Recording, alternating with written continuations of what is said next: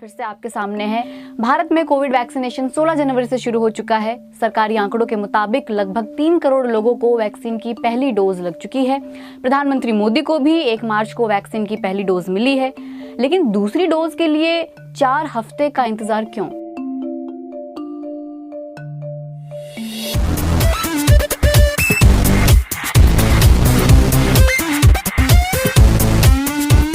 भारत में वैक्सीन की 2 डोज के बीच 4 हफ्ते का गैप रखा गया है, लेकिन क्यों? देखिए, वैक्सीन कोई इलाज नहीं है, वैक्सीन बचाव है। तो पहले ये जानिए कि वैक्सीन कैसे बचाव करती है। जब वैक्सीन की पहली डोज लगती है तो शरीर को एंटीबॉडी बनाने में कुछ दिन लगते हैं। पहली डोज में धीरे धीरे एंटीबॉडी बनती है, वो शरीर का शुरुआती इम्यून रिस्पॉन्स है। लेकिन दूसरी डोज में यानी वायरस से दूसरी बार एक्सपोज होने के बाद हमारा इम्यून सिस्टम तेजी से रिएक्ट करता है और तभी कुछ साइड इफेक्ट्स भी आते हैं। तो ये एक साइन है कि वैक्सीन काम कर रही है। दूसरी डोज में सिर्फ एंटीबॉडी नहीं बनती, बल्कि शरीर हमारे लिम्फ नोड्स और शरीर के दूसरे हिस्सों को वैक्सीन के खिलाफ रिएक्ट करने के लिए कहता है। कई देशों में तो ये 2 डोज के बीच गैप 2-3 महीने का भी रखा गया है। जैसे अमेरिका के centres for disease control and prevention department ने कोविशील्ड वैक्सीन की दोनों डोज के बीच 1.5 महीने का गैप रेकमेंड किया है।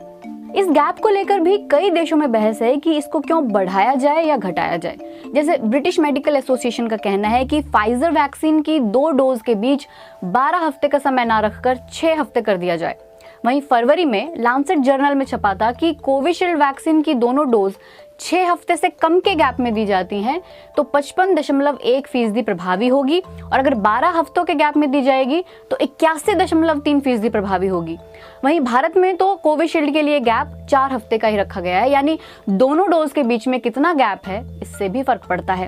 तो क्या पहली डोज के बाद आपको कोरोना संक्रमण हो सकता है? जी हाँ, हो सकता है, और इसलिए वैसे ही एहतियात बरते जैसे आप बरत रहे थे। मास्क और सोशल डिस्टेंसिंग सब रखना है। इन्फेक्शन तो दूसरी डोज के बाद भी हो सकता है, लेकिन वो बहुत हल्का होगा और उसमें अस्पताल की जरूरत नहीं पड़ेगी। दूसरी डोज की जरूरत इसलिए भी है क्योंकि ज्यादातर वैक्सीन तभी ठीक से काम करती हैं जब उसकी बूस्टर डोज भी दी गई हो। जैसे MMR वैक्सीन है, मीजल्स, मम्स और रुबेला से बचाव के लिए छोटे बच्चों में लगाई जाती है। इसमें भी 2 डोज होती हैं। आंकड़े कहते हैं कि जिन्हें सिर्फ पहली डोज मिलती है उनमें से 40% बच्चे तीनों वायरस से सुरक्षित नहीं होते। जिन्हें दोनों डोज मिली उनमें भी 4% बच्चे तीनों वायरस से सुरक्षित नहीं हो पाते। तो इसी से समझिए कि एक तो सभी वैक्सीन 100% प्रभावी नहीं होती, और दूसरा वैक्सीन लगवाने से कोई व्यक्ति ज्यादा सुरक्षित है ऐसे लोगों की तुलना में जिन्होंने वैक्सीन लगवाई ही नहीं या सिर्फ एक ही डोज ली। तो वैक्सीन का पूरा कोर्स करना जरूरी है। भारत में कौन सी वैक्सीन दी जा रही है? भारत में ड्रग रेगुलेटर अथॉरिटी ने 2 वैक्सीन अप्रूव की हैं, एक एस्ट्राजेनेका और ऑक्सफोर्ड यूनिवर्सिटी की कोविशील्ड, और एक भारत में बनी भारत बायोटेक की कोवैक्सीन। 2 वैक्सीन, कोविशील्ड और कोवैक्सीन। क्या ऐसा हो सकता है कि पहली डोज एक वैक्सीन से ले ली जाए और दूसरी डोज किसी और वैक्सीन की? मतलब क्या पहली डोज कोविशील्ड और दूसरी डोज कोवैक्सीन की लगाई जा सकती है? जी नहीं, भारत में इसकी इजाजत नहीं है। दोनों डोज एक ही वैक्सीन की होनी चाहिए। हालांकि यूके में इस पर भी एक्सपेरिमेंट हो रहा है कि अगर दोनों डोज अलग अलग वैक्सीन की हों तो क्या रिजल्ट निकलेगा, लेकिन वहां भी अभी सबको दोनों डोज एक ही वैक्सीन की देने के लिए कहा गया है। तो कब तक आप वैक्सीन के बाद सेफ रहेंगे, ये एक बड़ा सवाल है। कोविड वैक्सीन अभी कुछ महीने पहले ही बनी है, इसलिए अभी इसका जवाब देना थोड़ा मुश्किल है कि कितने दिन तक आप वैक्सीन के सहारे सेफ रहेंगे। अभी रिसर्च चल रहे हैं। फिलहाल जो डेटा मौजूद है उससे तो यही पता चलता है कि जो लोग कोविड इन्फेक्शन से रिकवर हो जाते हैं उनमें एंटीबॉडी बन जाती है और कुछ वक्त के लिए दोबारा इन्फेक्शन होने से बच जाते हैं। लेकिन अभी भी ये रिसर्च चल रहे हैं कि ये इम्यूनिटी कितनी मजबूत है और कितने दिन रहती है। क्या कोविड वैक्सीन पूरी तरह से इफेक्टिव है? जैसा कि मैंने पहले भी बताया कि कोई भी वैक्सीन 100% इफेक्टिव नहीं होती, और इसलिए कोविड की वैक्सीन भी नहीं है। इसलिए एक छोटा सा हिस्सा ऐसे लोगों का भी हो सकता है जो वैक्सीन के बावजूद भी इम्यूनिटी ना डेवलप करें।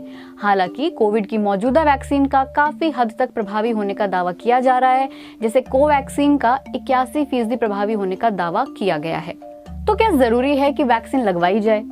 भारत सरकार ने तो इसे अनिवार्य नहीं किया है। ये आपकी मर्जी है कि अगर आप वैक्सीन लगवाना चाहते हैं तो।